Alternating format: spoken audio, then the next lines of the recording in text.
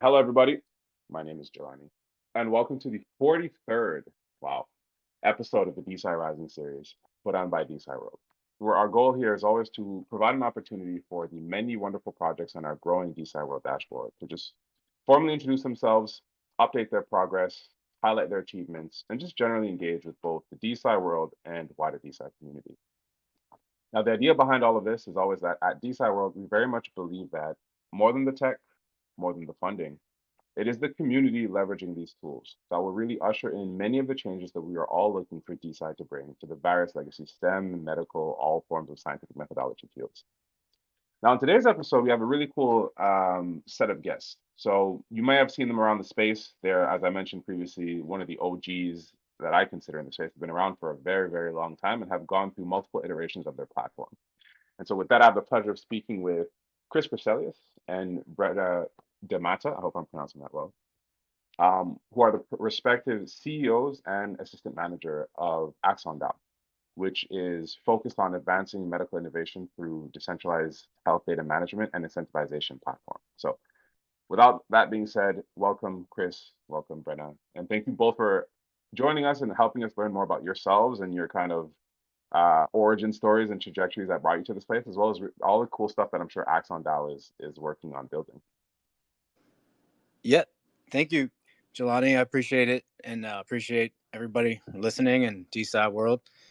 Um, yeah, it's at DeSci, and this Web3 space has been it's definitely a pioneering space for us. But we're excited to be where we are. Um, we're building DeSci and a DAO our way. So it's been very exciting. But the same part is we're trying to build this durable so that it will last for the long term. And I'm finding that we're building this naturally and organically and in terms of need and what we find may work. Not everything's going to be perfect, but we're trying to do it the best we can. Looking forward. And like you said, Jelani, the OGs, we've been in here for almost like 3 years, I'd say. Just going through the whole idea of what DeSci is, what DAOs are, how to organize, um, how to remain in this space, and how to do this properly. It's very exciting, again, to have remained in this space. But moving forward, we tried to get to a point to where we could help in terms of what a DAO is and not really just be a private security because of laws in the US. So having been able to have expert legal advice and other things that we've spoke about on other calls is finding where we are legally and how we can grow. And we've discovered that we can do a governance token, which will help for the voting side of our DAO. And we're excited to be launching that. And the pre-sale should be happening in the next few weeks. And our token launch is slated for October 17th. And we're excited to put it all together and have it launch and have everyone participate in what we fund and how we fund it, and just kind of moving forward from there. We have a lot of details we're going to fill in as the weeks progress, but through everybody's efforts and everything, we've gotten to quite a good spot, I feel. And I feel like you said, Jelani, there's a lot of people going with the fad, and there's scams, and there's all these extra things that are out there that are questionable, but we're trying to build this with the right idea that we're here for the long term. We're here to build DeSci the way it should be, and what fits us. Um, and one more thing, I guess, before I stop, and perhaps Brenna can join in, is that we're going to be launching our updated website. It's actually should be launched actually soon, if not right now. If not, it'll be later on today. We're trying to work out a couple of SSL issues. Other than that, our Discord is updated and live and completely revamped. So we're very excited for everybody's efforts, Zaf and Brenna, on that. So I guess with that, I'll stop. And I'd like to, if anybody has questions, or have Brenna kind of hop in and add to Yeah, that. yeah. Thank you, guys, and Jelani for bringing us on. First of all, my name's Brenna. I've been in the Web3 space just as long as Chris mentioned, about 3 years now. Um, definitely in the DeSci space, but also in the Web3 music space, in the climate space. There's a lot of different areas of Web3 that I've ventured into as project manager, as creative director, artist, all of it. And it's really, I feel like, the DAO side of it was what really brought me in, the concept of a decentralized organization, and just really, everyone has their own definitions of what a DAO is, but I feel like there are a few main core concepts that have been, defined as a DAO, but you know, that essence and that idea of reorganizing in new ways that actually fit, equity and like just fairness for all, I think, within an organization or within a project or a group. Those are the things that really brought me in to the DAO concept. And that's kind of why I was like part of Axon, was helping them build this DAO concept. And so really happy to see the progress and really happy to be working with the team, because we've got some really awesome people on the team. Tharusha, Mac, Zaf. Those are our main people right now working at the front lines, but we have so many other awesome people, scientists, partners, investors that are kind of pushing the boat, I guess, just so to speak.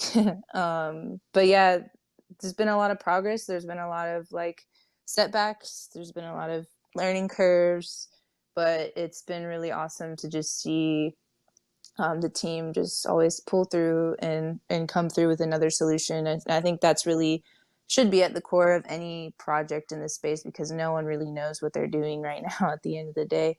And it's just being willing to explore and find new solutions. So I think that's the exciting thing about Axon, is they are willing to explore new things. And like we mentioned, we are a Wyoming DAO, and I think that's something,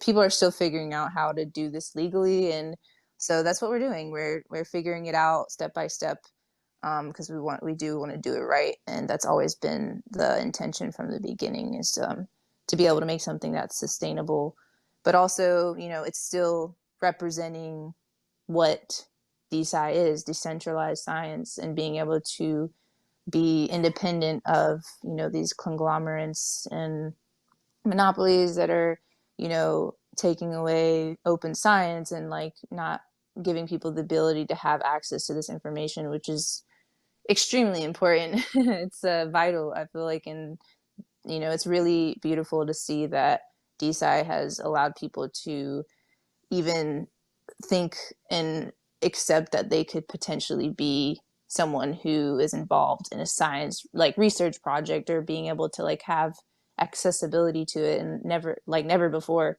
personally, like I've experienced so many things that I have never thought I could experience because of DeSci and the access to this information and knowledge. So yeah, just really excited to be here and continue to learn and grow. And I think that's a big part of our conversation, is just being open to questions, challenges. Like we're willing to grow more than more than most people think, I think. So I think that's also a big part of this conversation, is as we develop, like we said, we got the Discord going now, the website's about to launch, and then we're working towards this token. As we develop, it's really important for us to get feedback from the community, actually have discussion around, infrastructure, things that will, the community will have say in. And yeah, so I think it's just really important for us to have this open flow of conversation right now. This is the time to just bring in more people around what we're doing. And yeah, that's kind of what we're doing right now, is just arms wide open, basically. But yeah. So I couldn't have asked for a better introduction to the at least philosophical mission that is being built by AxonDAO. So congratulations to both of you for that. I think to kind of sum it up, you have building products to help facilitate these, or I guess maybe I should frame it this way. As I like to put it to a lot of people, DeSci is not just the tooling and infrastructure that you're building, but there's also a social component, and not social engineering in the nefarious type of way, but it's a mind shift. DeSci is as much of a mind shift as it is a technological advancement or technological movement. And the extension of that mind shift is how do you build governance frameworks that allow people to share their voices in a way that actually pushes the mission forward. And I find that there are not really not enough projects that are actively looking at that. So you can very much, as Chris put at the beginning, we're building DeSci how we think, and those are in your words. So we can launch platforms, we can launch communities, but then how do we structure those communities in a way to really push the needle and tick the needle and give everybody the right to voice their opinions in a way that is actually beneficial to the cause? And so I think I would definitely like to have you both back on again as it relates more towards the DAO structure and what ramifications we have with that. I'm definitely not going to be able to cover all of that in the time that we have today, but we're definitely going to try to. And if we don't reach it, you'll be back. But I think that was a great way of putting it. I'd love to see both perspectives kind of here. What I would love to do is maybe first focus on what AxonDAO itself is trying to do as a platform. What utility is it bringing to the wider medical, biomedical, whatever space it is?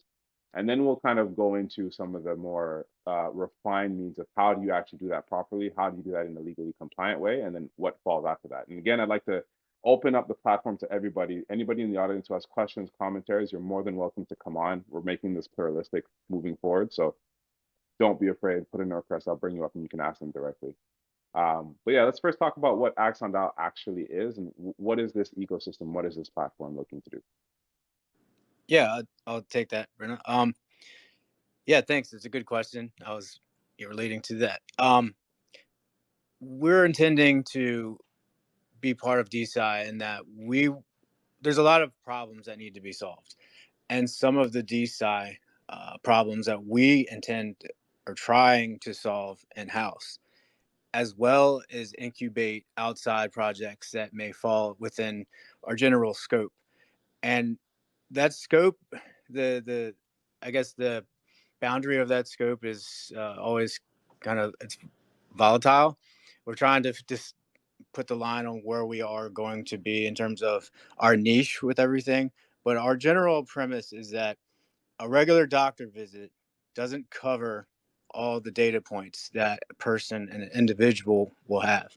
And so that all the data that that's being collected about us and from us and that we're providing our phones and all our devices is that data is going really nowhere, and if it is going somewhere, it's going to a third party, and that third party is using it and selling that data, so you don't have access to that data in a collective manner. So it's our intent to bring that data into a decentralized manner so that people maybe in 20 years 30 years can go through and find your specific attributes, and they may find that there's a pattern or something. So that's one facet. The other facet is that we hope to help invigorate issues of funding for folks that are trying to get funding through for research, perhaps for investing. uh, we're not really going to be investing as an AxonDAO itself, especially at the beginning. There's a lot of legal hurdles we have to go through, but we're able to give people money. And some of the things that we may be able to do is make a claim to the data that is produced. So we hope to be able to take that data that we help facilitate and put it into a central repository type thing, a zero knowledge proof type repository where that data can be accessed by researchers and other folks now and in the future, and that data can be monetized for that individual user who produced that data. So, it's a new study, it's a new field, but we're excited because the technology is here now, and we're able to kind of cross those parallels right now, and it's again, it's exciting for us to be here. It's kind of a time and place thing, but we're trying to help DeSci inside internally, and then we're trying to help outside other companies, entities, people, researchers, scientists. We can dive into more details next, but that's pretty much our premise moving forward. No, I think that's really good. I think most of DeSci is looking outwards, right? How do we get in contact with, community groups? How do we help get in contact with the scientists? What can we provide externally? But there's very few or not too many that are looking internally to the space. How do we incubate more platforms? How do we facilitate the building and expanding and scaling of existing platforms? Can we provide ecosystem grants? Can we generate that? There are a few instances like Gitcoin, like us, Giveth, and some of these other platforms that do that. But I think I would argue that each DeSci project should have an arm or a leg or a tentacle that is faced inwards in terms of pulling up the next project or integrating with an existing project, right? That's the only way that I think we're really going to provide value at scale with the current medical industry, even though it's full of all these issues, right? So very much kudos to that kind of internal, external perspectives. With regards to that, so let's say I am, interested in leveraging the AxonDAO platform. What is open to me, and you can define me as whomever, whether I be a person outside who has access or wants to gain access to their medical data and then put it up on the platform to be leveraged into research or whatever. What are some of the user bases that can be plugged into or that can plug directly into Axon, and how does that actually work?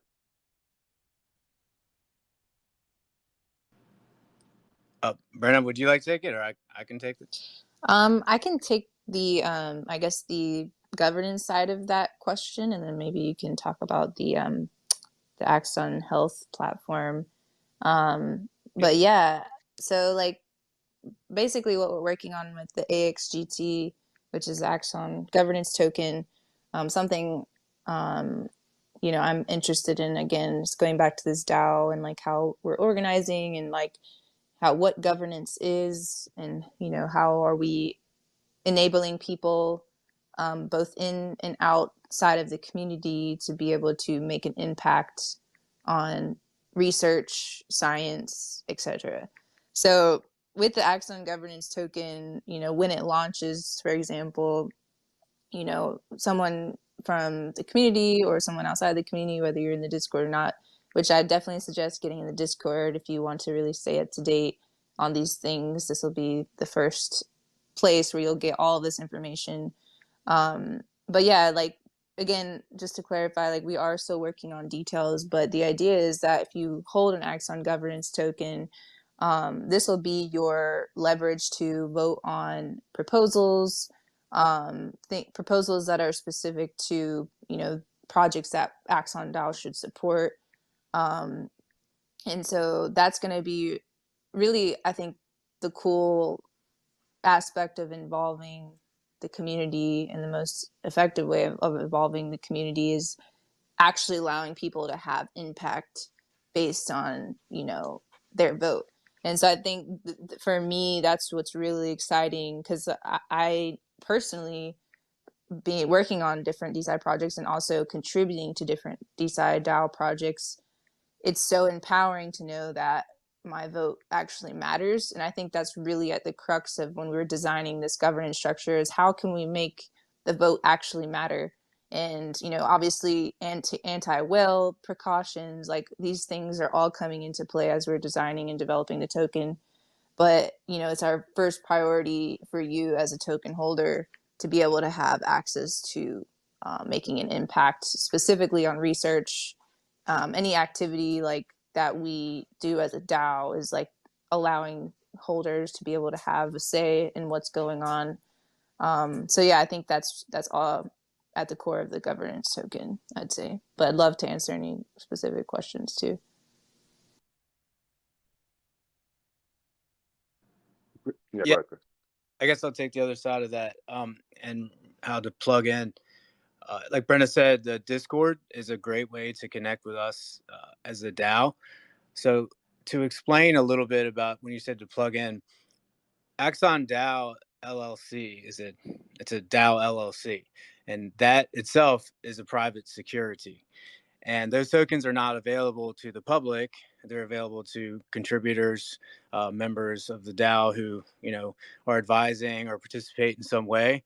And we're open to suggestions. And if you're interested in contacting us, we're interested in gathering some folks still to participate at this time.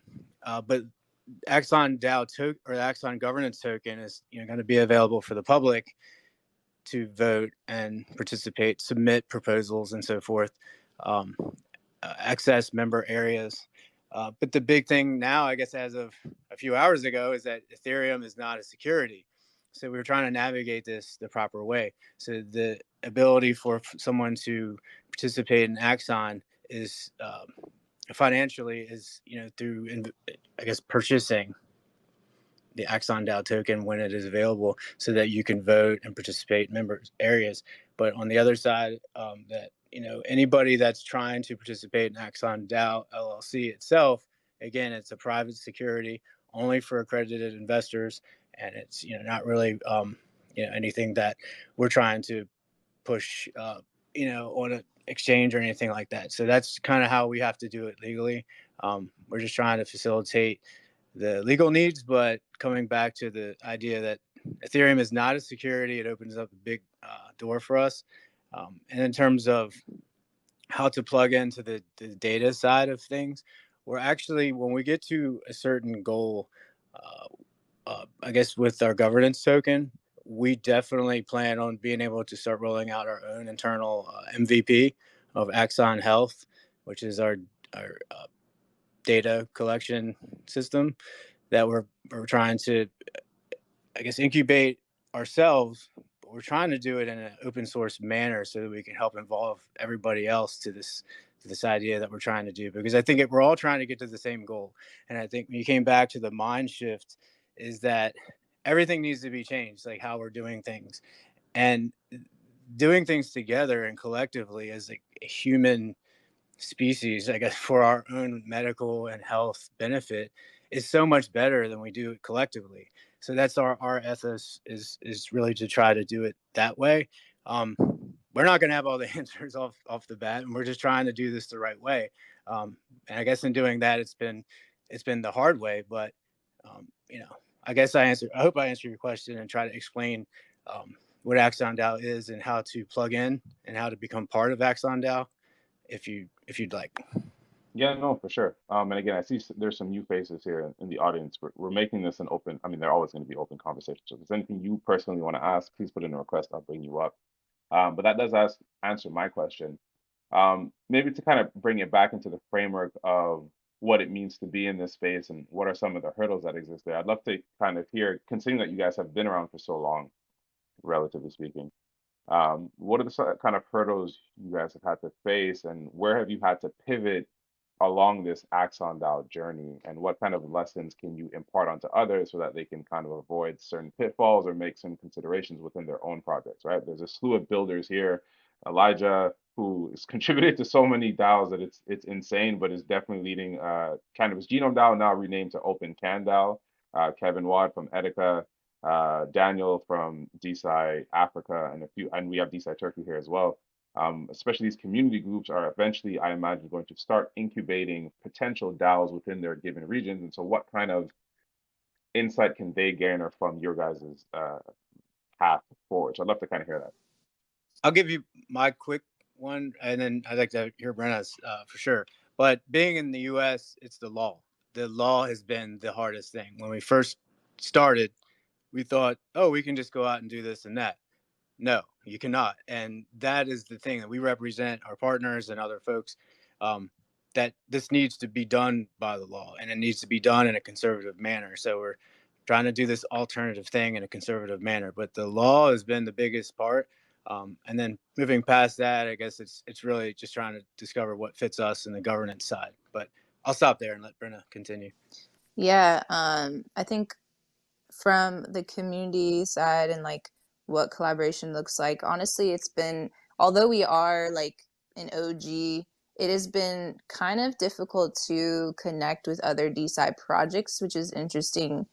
We just recently applied for the BioXYZ, I think it's like an incubator, and we got word back from that. But it is actually still surprisingly difficult to plug in with these already existing projects. And I think it's just because they are very established, not necessarily in time spent, because some of them are just as old as we are, but established in, who is involved. So I think there is still a potential for silos within the DeSci space, and also like from someone who has seen many different sides of Web3. This is not unfamiliar territory. It's happening in the Web3 music space, DeSci space, all around. So it's not abnormal, but I think what I would say is like don't get down, like don't get discouraged if you're not being automatically accepted by the community or being supported. Number one, it is still a bear market. People are, even projects that have funding are being conservative because they want to be careful where they're putting their money, etc.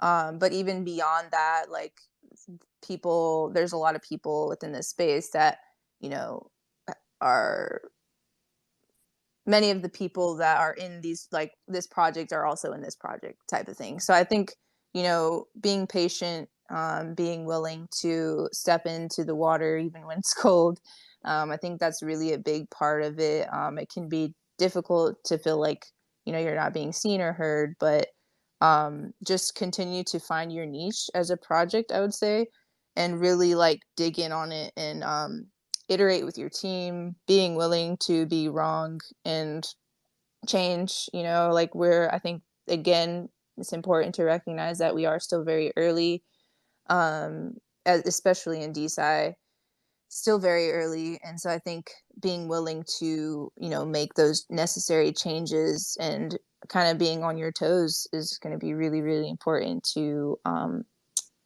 growth. But if you're here now, then that says a lot because it's tough times for everybody. Well, not to harp too much on the concept of this siloing that exists within an industry that is looking to unsilo or de-silo aspect. Humans are humans, and we're always going to have that issue. But that being said, I think there's enough examples, at least within our own space, where there are collaborations and communities coming together. This is a perfect example, as I just named off a bunch of DeSci individuals who are active in the space, hearing you out. So definitely reach out and plug into them. I know financially it's difficult, as you mentioned, it's a bear market. A lot of these projects are in startup or sub-startup stages, so there's not money really being able to be thrown around. But I think there's a lot of value that can be extracted just by amplification, self-support in those other fashions. For ourselves, when we launch conferences and we do our World of DeSci conferences, each and everybody here and us and outside of this conference or outside of this thing are welcome to come and present their projects and amplify yourselves. That's kind of our goal. So all of that is, there's multiple ways to help support each other. So definitely look into that. I see we have a question here, or I'm going to add Love up. But before he answers this question, Chris, I'd like to kind of go into a little bit more detail in terms of if I'm looking to launch a DAO in the United States, which you guys did, and you guys kind of pivoted in terms of what your ultimate mission was. What are some of the actual fine details of limitations that you have to consider if you want to do that? Elijah, I think you're located in the United States as well. What are some of those hurdles in specificity that you need to be mindful of? Do you have to create these DAO LLCs to be able to operate in the United States? What are some insight from the regulatory perspective that you can give in terms of generating DAOs as infrastructure to move forward? That's a great question, too. Very helpful, I think. When we started, we were just a DAO. We called ourselves a DAO, and we were just operating. Of course, you can just get a wallet, a crypto wallet, and just operate. Call yourself a DAO. And other things like calling yourself a fund and all these things. It's just so many legal hurdles and doing these things properly.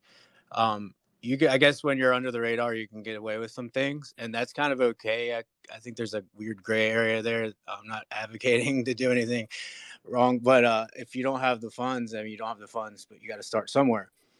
We kind of just did it, and we were a DAO, and we decided that we were going to incorporate. It's funny that just around the same time, Wyoming LLC DAOs became a thing. Delaware DAOs are available. The paperwork is very complicated, and it could be daunting, even though Delaware DAOs are the first. So being known and I guess identified as a legal entity is a big thing, especially in business world, I guess, trying to do anything. That's the big thing. Just discover where you want to LLC. It could be really cheap. You could do, I think Doula offers, it's like doula.com. I think they offer a package. It's pretty cheap. That was the first hurdle, but then we needed to make sure that we had to have some sort of legal representation to just understand like what we were trying to do for our particular needs. What are we going to do as a DAO? That's a big question to identify with.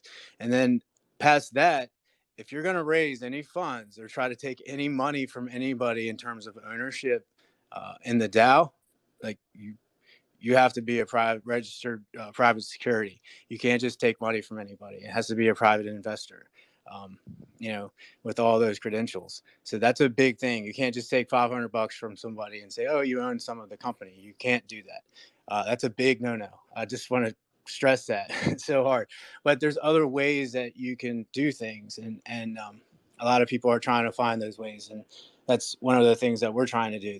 We have, two sides of what we're doing. That's how we're able to do this.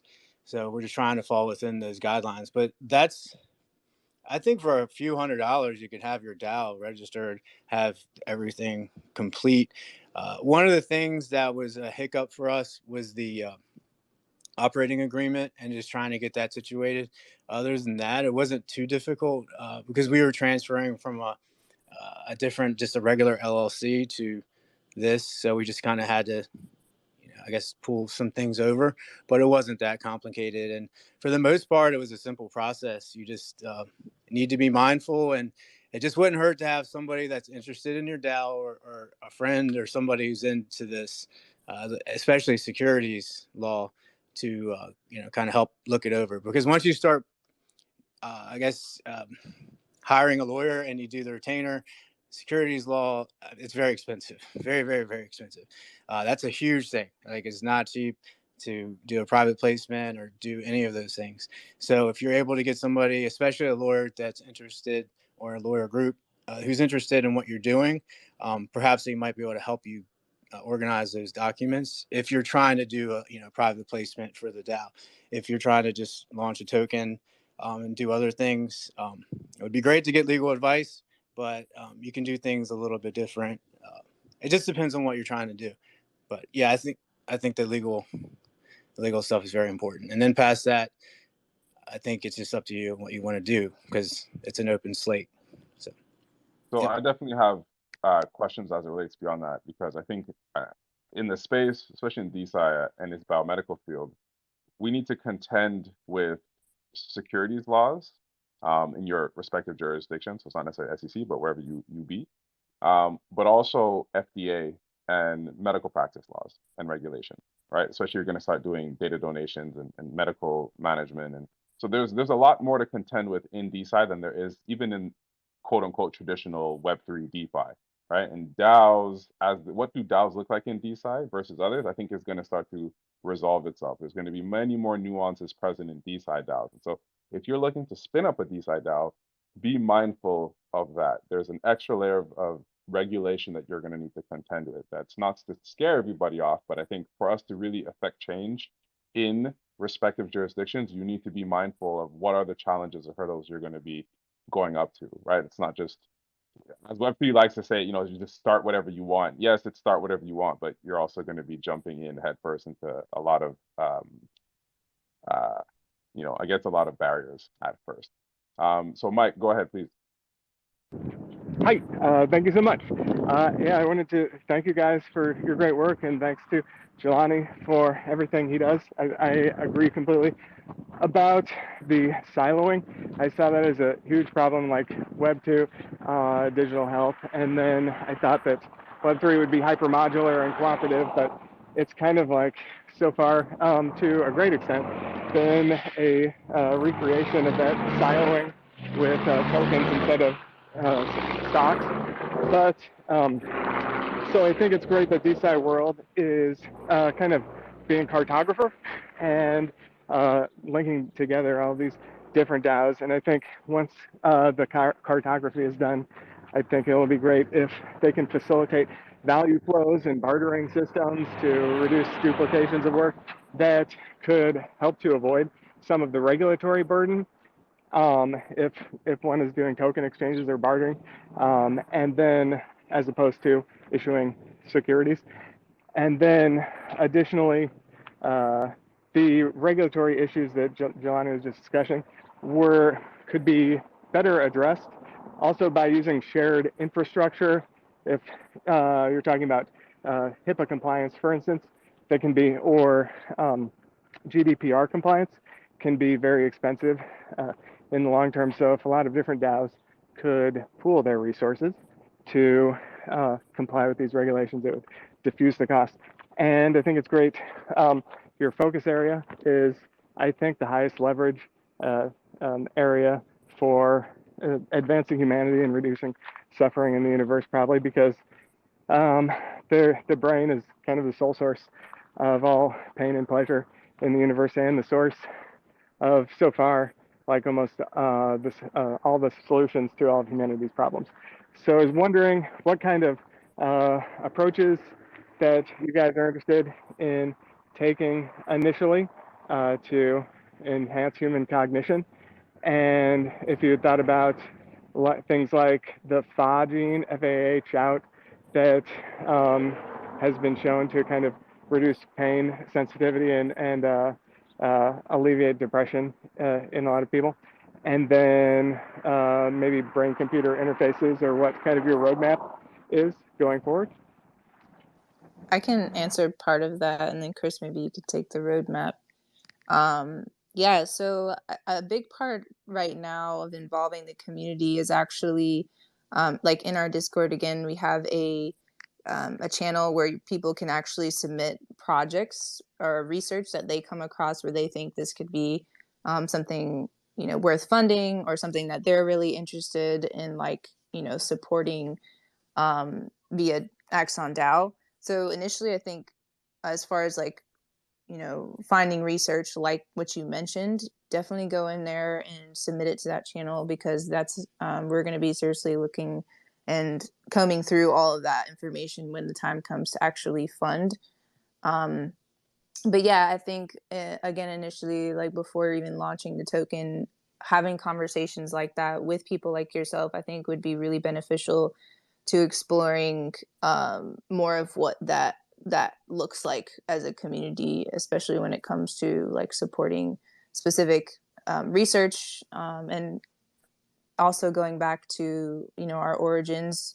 I helped launch the NFT, the AxonDAO NFT, which is also on DeSci World's website, and that was to support Thank You Life, which is a nonprofit, and I've worked with them independently outside of Axon beyond this, but they basically give grants to veterans to go to ketamine assisted therapy, and they're doing some really awesome work. They just recently did a launch, a virtual launch that I helped promote, and so yeah, they're still growing, doing really awesome things, and that's just one example of projects in that neurological atmosphere that we'd like to support. I'm personally very passionate about psychedelic medicine, and I'm constantly reading up on the new stories, new legal things. I'm just always reading up on stuff, if not actively contributing in some way or another. So yeah, that's also I think a very important area of research when it comes to the neurological aspect of funding research. But yeah. Yeah, and to continue with that, thanks, Brenna. Brenna did a great job in connecting with University of Texas, Austin, Dr. Charles Nemiroff, and their staff. There's been wonderful. We kind of garnered a great relationship with them and discovered that there's very, very limited data, actual clinical data on psychedelic therapies and the various applications. And so we actually put together a proposal last January to try to get into their this semester as a research project. Though their technical team wasn't able to meet the requirements, we were trying to put together an MVP to actually work with their research and trying to discover different metrics of the patients over time. And some of the things that we've actually discovered, which is really awesome, with Tharusha, and Tharusha's lead actually is through voice. and how the voice changes over time, and it can really reflect a lot about someone's inner health and their personal everything. There's so much comes out of your voice, and especially over time, AI and algorithms can pinpoint things. So those are some of the things we're trying to, really investigate ourselves into in our roadmap. As we talked to Johns Hopkins, there's a lot of projects, and I think it's going to start, growing as we become more prevalent, I guess, in DeSci. But our general idea behind everything, just to kind of cap back on what you said, is that people that do something special really are very talented at that thing. And our idea was that if you're talented, if you're a talented researcher, you're a talented medical professional, you may not be the best at trying to get funding. And I think this goes across all the funding, areas that we've been discussing. But our idea is to try to find a way that's our way, that's a different way that researchers, academics, and other folks can apply to get funding in a super easy manner, so that they're able to get that funding, and that we can all work together so that that data, that information, whatever's being yielded from that, is brought to a community, and it's brought for all of us in a manner that those involved get something out of it, but at the same time, like, we're all getting something out of it. And if we can start inspiring things, kind of like the just kind of get things in a momentum, I think things will just start leveraging in the right direction. But it takes people like us and DAOs and other people to just keep trying and just trying to push the envelope. And I guess one other thing I wanted to talk about was the HIPAA compliancy.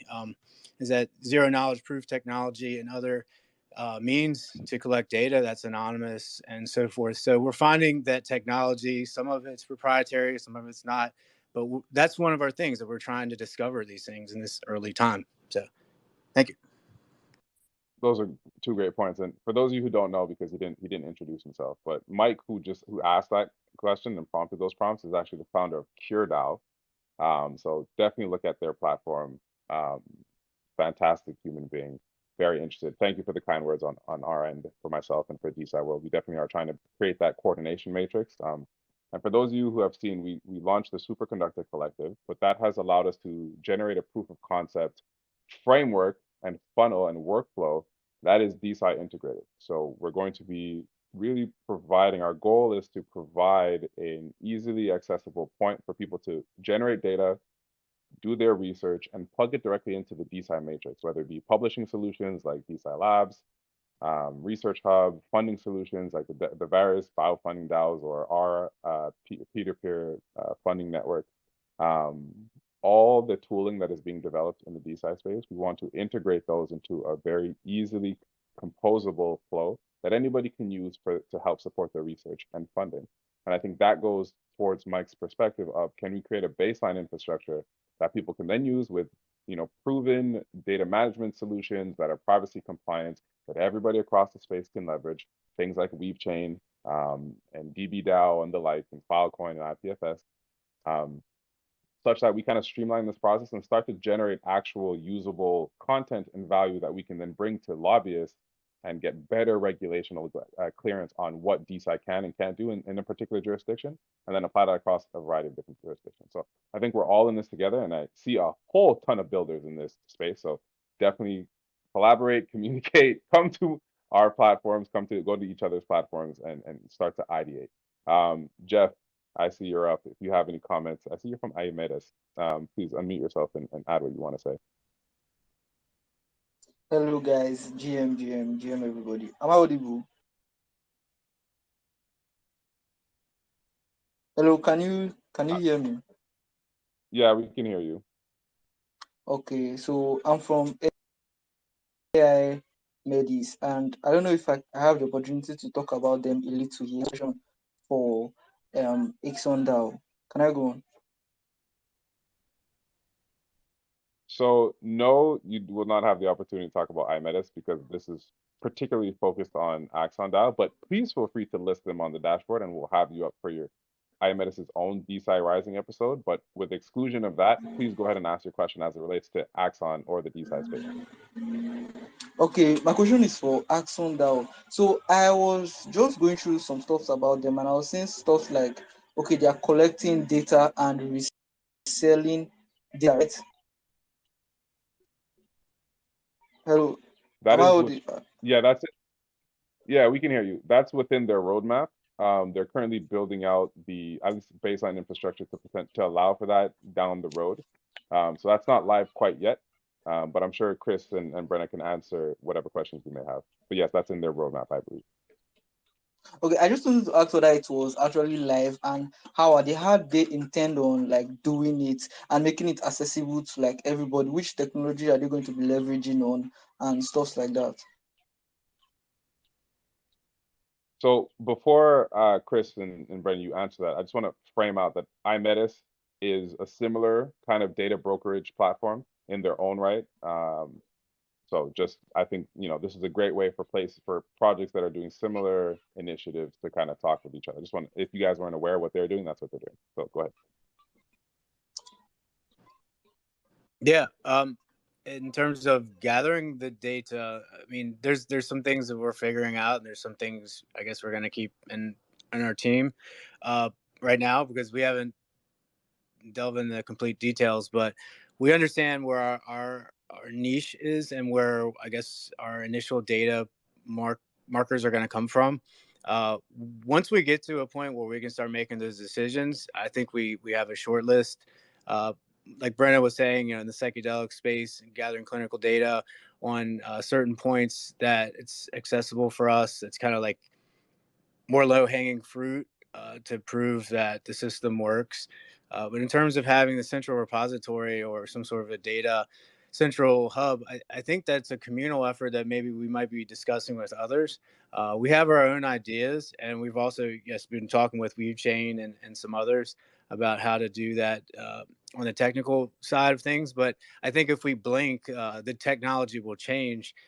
But the goal being it's HIPAA compliant, it's anonymous, but it's still able to be connected to the user. And the big part of that data, I mean, some of the challenges we're going to have is verifying that data. Is that their data verifiable, or is it, on some sort of farm that, there's 50 people hitting a button? Yeah, So yeah. there's Well, things that we have to make. sorry, Yeah. sorry for cutting you short. That was actually my next question. How are you guys going to verify the data? So yeah, you can just continue. Well, we got our ways, and I think we have our own little technical way, I think, of getting the verification. But when it comes down to it, I believe it's going to be a case by case basis on what the intended data we're gathering and how we're gathering it, and what it's going to be used for. So there's a lot of questions we're going to answer.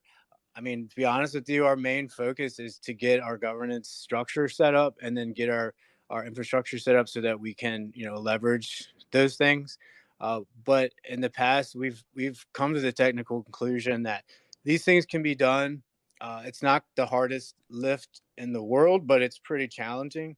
We've actually talked with some folks at Chainlink and a couple others who think that it definitely can be done with the right team putting certain things together. But there's definitely challenges in terms of the verification, but I think there's some protocols that are out there, and there's some things that we can help create and build off of. Yeah, and also Jeff, is it Jeff? Jeff. Yeah. I think also if you're like, I don't know if you've heard of Genomes DAO, but they're doing some really interesting stuff as well, which is something that we're keeping an eye on as well. Because for me, they're one of the first DeSci projects where I saw like real potential with just because of what they were doing with data and actually securing gene data, which obviously we all know 23andMe is like selling all of the DNA data now to like these big companies and yada yada. And Genomes DAO is basically doing the opposite, but still providing this really important service, which I personally am intending on investing into a gene reading in the near future. So I think that's, to me, that's a really clear example of what AxonDAO is headed towards. This concept of being able to have data that's secure, but also decentralized in the sense that the patient is actually being rewarded for the data, and also they're being secured in knowing that their data can't just be sold without their knowledge or without their permission. And I think that's really at the core of the concept of what we're trying to do, even though we might not have all the answers as of yet. That is the goal, and that's the motive for sure. Yeah, if I could just say one last thing to that, the idea for us, the general idea, I think it comes across with IP and FTs and everything, is that everyone produces data. So that say that there's a marker that shows that you meet someone's particular data inquiry, and that you're just sitting at home one day and someone is running a query on, and you actually come up in that data set and you get funds. It just, you got ETH or whatever in your wallet, your crypto wallet, because your data that you're producing every day without you knowing or not is being used, and that you're getting paid for that. You're getting some sort of value for that. And that's the goal. If we can get that initial thing to happen, I think it's just going to open up so much ahead of that. But and able to just to be able to get to that point is like our big goal.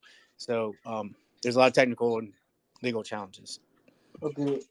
I think you've answered my question. Basically, you've cleared all the doubts that okay, there's still lots of things for you guys to do, and yes, you're working on them. But okay, how are you guys going to work on like a token for governance and all that? Like, people have plans for it, or is it already out? Or just give me a clearer view on that. So the governance token, we're launching in October, and until then, we have the website launching today where people can sign up for the whitelist of the Axon governance token. And then after that, I would really encourage you just to be in the Discord as we discuss together with the community in more detail about how we're going to move forward with the actual governance structure. Oh, you said the website is active. Is actually, you're launching it today, and we can actually sign up for wait list of the token. So where can I get? I would love to sign up for the wait list. Yeah, we're gonna be, well, I guess Chris mentioned that the website, it was supposed to be launched before the space, but we had some technical difficulties, but we'll post about it in the Discord. So whenever it's live, you could literally just go to the Axon governance token page on the website, and it'll have all the whitelist form there for you to sign up. I assume the website is AxonDAO.io, or if not, what is the link? Is it? Yeah, Chris? Yeah, AxonDAO.io. But we just transferred the site, and I think it takes like 24 hours or something. So we're just in that weird gray area for the site to transfer and SSL. So it should be live at any moment between now and tomorrow. But we're gonna post as soon as it's 100% live. But yeah. Awesome. What a guess. Cool. So I have one more question from a practical perspective, and then I'm gonna allow you and Brennan to kind of close out the space with any parting remarks. But you had mentioned previously, Chris, that when it came to starting your DAO, and now that you have AxonDAO as a DAO LLC, that limits you can only receive investment and I guess ownership through accredited investors, right? But what happens, and you may not have the answer for this, but I'm sure people who may have similar questions to my own. If I've already started a DAO and I have contributors and people who have a token that is assumed to be related to the governance of said DAO, and I then want to go through the DAO LLC process, what happens in that instance? Or what are some of the limitations there? You can do whatever you want when in terms of how you want to operate your ownership internally, and as the LLC side of things, like ownership of the DAO itself, you can give tokens to whoever you want, is however you want, as long as it's not a private fund. And I'm not a lawyer, please, I'm not a lawyer, but a private fund has certain limitations and other things. But in terms of a DAO, if someone helps you and you want to offer them some sort of a piece of paper or any sort of agreement, SAFT, just a generic SAFT for tokens, go right ahead. That's totally fine. But if you're going to take money from anybody, you cannot do that unless they're an accredited investor and you have a private placement agreement and that whole 9 yards. But in terms of the governance token, this is the best analogy I have for this. Think of that Beanie Babies as a company. Okay, back in the day, they just made Beanie Babies, and the company itself makes Beanie Babies, but the Beanie Babies are collected and bought by other people. Now, whatever you do with the Beanie Baby, if people want to do whatever they want with them, that's the governance token. It gets you into parties, it gets you wherever you want to go, and but it doesn't give you ownership of the company. So that's a different thing, and that's what I'm trying to share with everybody, is that everyone's governance token is just it's a product, it's a thing that a DAO makes to give you participation, but it does not give you ownership. I think that particular last point is very important when it comes to people who want to participate in that DAO, because I think sometimes that nuance is lost for those who don't do their due diligence and don't do your own research, right? So as Chris said, he's not a lawyer. Do your own research. Go check out the DAO LLC structure and what it allows you and allows you not to do. None of us here are lawyers, so go do that, please. But yeah, there's a lot of nuances when it comes to this space because of the regulatory lack of clarity, at least as it relates to the United States, and I'm sure that exists in a variety of different domains. But wherever you are, make sure you understand the laws as it relates to this. I know we're very much used to. I have an idea. I'm going to spin out a DAO, just make a community, make a Discord, and then find somebody to make tokenomics. But it doesn't. When you're starting to deal with real world things, as DeSci is doing, it's not as maverick and as capricious as that. You can't be to that extent. So, with that being said, we have reached the top of the hour. This has been a great conversation. I love to see the interactions with the router community. So again, Mike's in from PureDAO, and now Jeff from Ametis, which is a different DeSci project. This is a perfect example of projects coming together to learn from each other and hopefully contribute to each other and kind of work together. So Brennan, Chris, the last word is yours. What call to actions, closing remarks, the floor is yours. Please do. Yes, thank you so much for bringing us on. It's been a long time coming. Really happy that we had a lot to announce, and we have a lot more coming.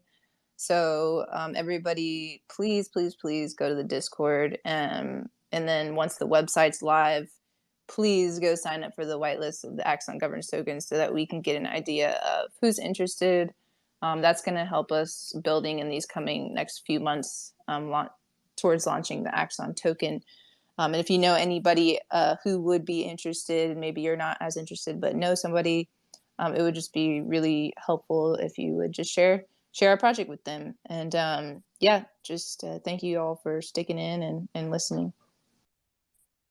Yeah, thank you. And thank you, Jelani and DeSci World and everybody for listening and participating in DeSci and the whole 9 yards. Yeah, I'd just like to say we're open to contributors, open to anybody who's interested in helping in any manner. That's totally what we're about. And I guess an action point, like Brenna said, is please join our Discord, Twitter, X, whatever you call it, and look out for our pre-sale, because as we are doing our pre-sale, we're going to be offering the pre-sale at a half price discount, I guess. So that's our call to action on getting in that door. So everybody who signs up with the whitelist is included in that if you sign up. So that's where we are right now. We look forward to the future and just trying to do our part and, hanging the torch in the air for making this a new thing. So we're excited about the future. I'm excited as well. So they've said it, you've heard it, go do it. AxonDAO.io, join the whitelist, go to the Discord, follow them on X, formerly known as Twitter. Reach out to them respectively. As you can hear, great people. Brenna, super personable. Chris, super personable. Go tap into what their experience is to help build you. And make sure you come back to DeSci World if you want to be plugged into other frameworks, other networks. And look out for some of the cool stuff that we're going to be shipping that involves all of the players that you're seeing here. So I hope to see you guys next week on our next episode of DeSci Rising. And if I don't see you before then, have a fantastic weekend. Have a great time. Contribute where you can and just have fun. And we'll see you guys around. So take it easy, everybody. Thanks for joining, and we'll see you guys later. Bye.